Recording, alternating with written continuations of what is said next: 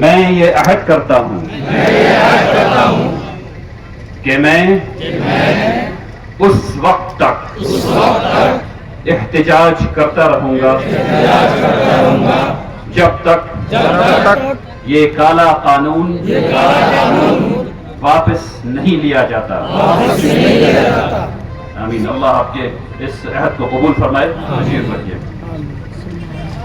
آخر میں ایک دفعہ پھر آپ تمام حضرات کا بہت شکریہ کہ آپ لوگ اتنی بڑی تعداد میں یہاں آئے جو ہم سب کے وہم و گمان سے باہر تھی۔ آپ تمام لوگوں کا بہت بہت شکریہ، اور امید کرتا ہوں کہ اس کے ساتھ انشاءاللہ آپ لوگ اس احتجاج کو باقی رکھیں گے۔ وآخر دعوانا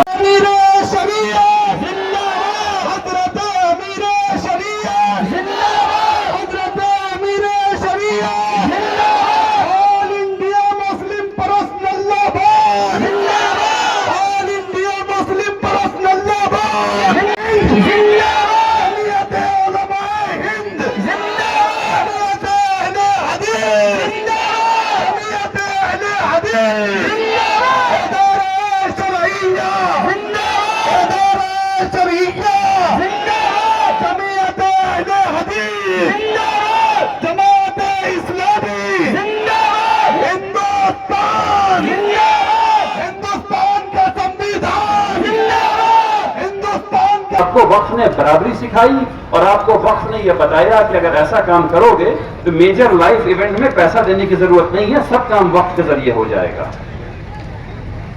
یہ وہ دو تصورات ہیں وقت کے جو آپ کو سمجھنے ہیں اور آپ کو بتانے ہیں، تاکہ سب لوگوں کو پتا چلے کہ وقت کی جو خرابی پیدا ہوئی جب انگریزوں نے دیکھا کہ حکومتیں کیسے کام کرتی ہیں، وہ ٹیکس جمع کرتی ہیں، پھر ٹیکس آپ کو دیتی ہیں تاکہ آپ ان کے تابع رہ سکیں، ٹھیک ہے نا۔ انگریزوں نے دیکھا کہ یہاں تو کچھ ہو ہی نہیں رہا، اس گروہ کو، اس معاشرے کو میری ضرورت ہی نہیں ہے، یہاں پیدا ہونے سے لے کر کے مرنے تک کا انتظام لوگوں نے کر رکھا، وقت کی جائیداد سے ہو رہا ہے۔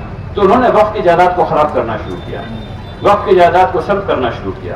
پھر آواز اٹھی کہ آپ ایسا نہیں کر سکتے ہیں، تو 1864 کا وقت ویلیڈیٹنگ ایکٹ بنا پہلی دفعہ، اور وہاں سے خرابی شروع ہوئی،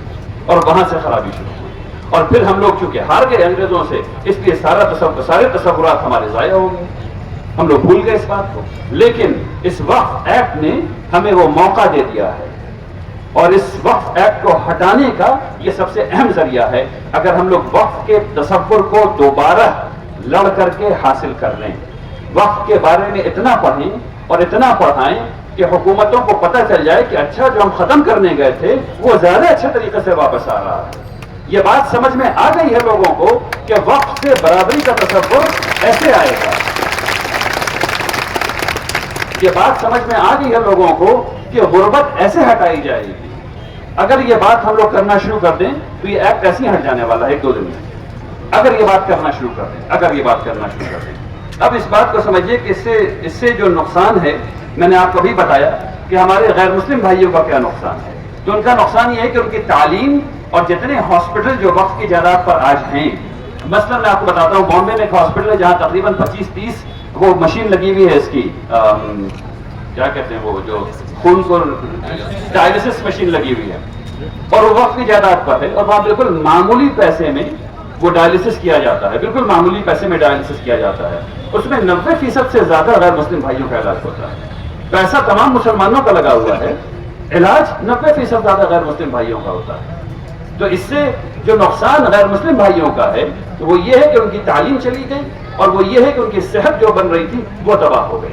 مسلمانوں کا نقصان یہ ہے کہ ان کی جائیداد تباہ ہو گئی، مسلمانوں کا نقصان یہ ہے کہ ان کی جائیداد تباہ ہو گئی۔ اب یہ کسی کیپٹلسٹ کو دی جائے گی جس میں وہ کچھ کام کریں گے اور کام کر کے فائدہ کمائیں گے اپنے لیے، یہ اصل بات ہے۔ اب اس میں مسلمانوں کا جو نقصان ہے، اور چونکہ وقت بہت ہو گیا اس لیے میں اپنی بات ختم کروں گا، اس لیے غور سے سنیے۔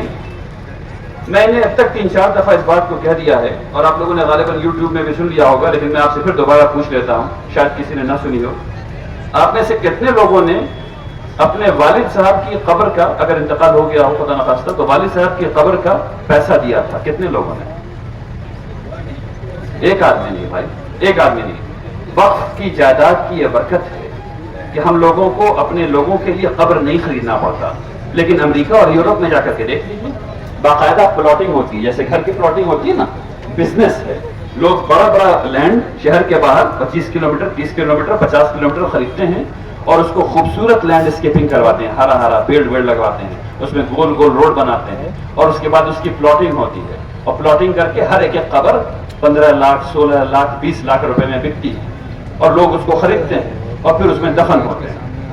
اس ایکٹ کے بعد جو ہونے والا ہے ریئلسٹکلی وہ یہ ہونے والا ہے کہ آپ میں سے ہر ایک آدمی کو اپنے والد کی اپنے اماں کے لیے قبر خریدنی پڑے گی. اب آپ لوگ دیکھ لیجئے کہ آپ لوگ کے پاس جیب میں اتنا پیسہ ہے خریدنے کا کہ نہیں خریدنے کا، اس بات کو دیکھ لیجئے. اور سب کو دفن ہونا ہے، سب کو دفن ہونا ہے. اس لیے اس بات کو سمجھ لیجئے کہ آپ کو اپنے بارے میں سوچ لیجئے کہ آپ اگر آپ کے پاس اتنا پیسہ نہیں ہے تو بچے خیال کرنے والے آج کے زمانے میں نہیں ہیں، تو پھر آواز اٹھے گی مسجد سے کہ بھائی فلاں صاحب کا انتقال ہو گیا، فجر میں بھی، ظہر میں بھی، عصر میں بھی، مغرب میں بھی، عشاء میں بھی. ہر محلے میں لوگ کا انتقال ہو رہا ہے، تعداد زیادہ ہے مسلمانوں کی الحمدللہ، انتقال ہو رہا ہے خوب. تو ہر جگہ ہر مسجد میں یہ آواز اٹھے گی کہ بھائی ان کے پاس پیسہ نہیں ہے، اب قبر کا پیسہ لیجئے، اور جس کا پیسہ جمع نہیں ہو سکے گا اس کو سمجھ لیجئے کہ کیا ہوگا اس کا. اس بات کو سمجھ لیجئے کہ کیا ہونے والا ہے. تو اگر ایسی چیزوں میں نہیں پڑنا ہے، اس کے بعد مسجد ہے. تمام مساجد جتنی ہیں وہ سب کے سب وقف کی جائیداد پر